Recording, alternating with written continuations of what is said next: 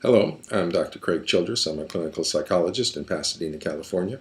I specialize in working with children and families around issues of attention deficit hyperactivity disorder, parent-child relationship problems, angry, oppositional, defiant children, marital problems, things like that. In this video series, I've been discussing a particular type of parent-child relationship problem that I refer to as a parental alienation dynamic. In this video segment, I'm going to be discussing the child's presentation within the alienation dynamic as expressions of the disordered personality dynamics of the alienating parent.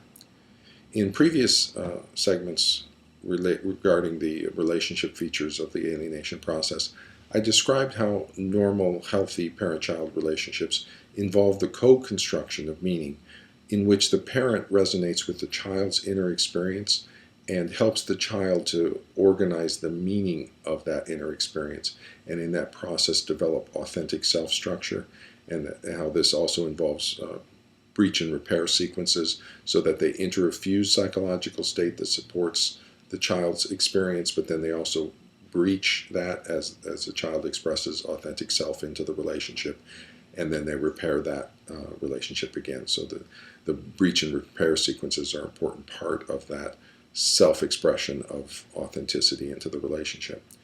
I also discussed how in the alienation processes, the narcissism of the alienating parent overwhelms the co-construction of meaning, and instead the narcissistic parent imposes the meaning of events and relationships and self onto the relationship with the child through the force and power of this narcissistically self-confident and domineering self-assertion.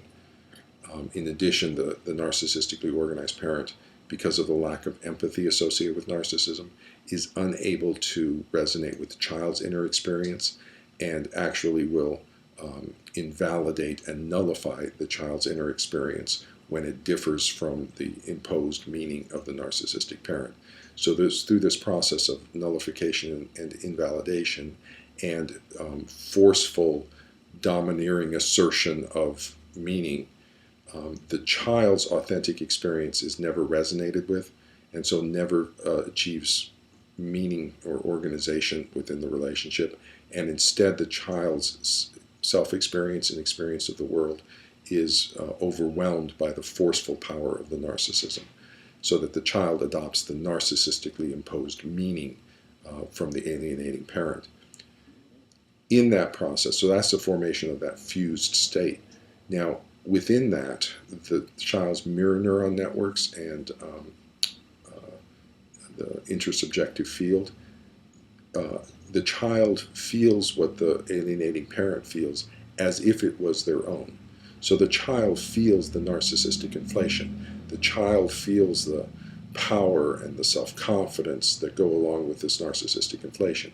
In addition, because of the hyperactivated intersubjective field, hyperactivated mirror neuron system, where there's no breach and repair and it's just far too inflamed, the child is also experiencing these intensely positive feelings of fusion, of psychological belonging, of being understood at very deep levels. However, it's not really that the child is being understood, it's that the child is in this fused narcissistic organization with the alienating parent. And so in that process, the child feels what the alienating parent feels. The child is adopting and absorbing the self-structure organization of the alienating parent through the mirror neuron network, but that self-structure organization is damaged. It's a personality disordered organization. So the child will then begin to express the symptoms of the personality disorder of the alienating parent. And where you will see this first is in the rejection. And the rejection is not so much a rejection, it's an abandonment of the targeted parent. And that's emerging off the borderline processes of the alienating parent, which have as their core a fear of abandonment. And that's being projected in a split way, consistent with the borderline processes, into the relationship dynamics. So the alienating parent is getting the positive half of that split. The child will never abandon them. That the child wants to spend 100% of the time with the alienating parent. And that expresses the positive side of that fear of abandonment. The child will never abandon me. On the negative side of that, the actual abandonment is being projected over to the targeted parent. The child wants to spend 0% of the time with the targeted parent. It is the targeted parent who is being abandoned, not the narcissistically borderline alienating parent. And so in that process of splitting and then projecting the abandonment over the targeted parent, the alienating parent can expel that fear of abandonment into the outside object, into the targeted parent.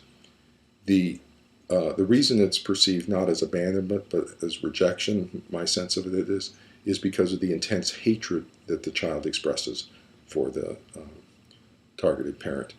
And the hatred is actually a narcissistic rage, that the alienating parent has been narcissistically injured by the targeted parent somehow, some way, through the not appreciating how wonderful the the alienating parent was, not supporting the narcissistic inflation.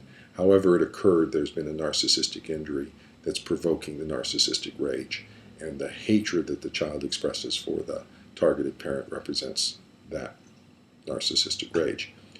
The child also expresses that the targeted parent is somehow abusive towards them. They are treating me badly or meanly. And that involves the paranoid features of the alienating parent and the personality disorder, that somehow the targeted parent is abusive towards the child. The child also expresses a number of narcissistic symptoms consistent with the narcissistic personality disorder of the alienating parent. First off, there's a sense of entitlement. The child in the relationship with the targeted parent feels that they should be treated in a certain way. And when the targeted parent fails to treat them in that way, then the child punishes the targeted parent for not recognizing the glory of who the child should be.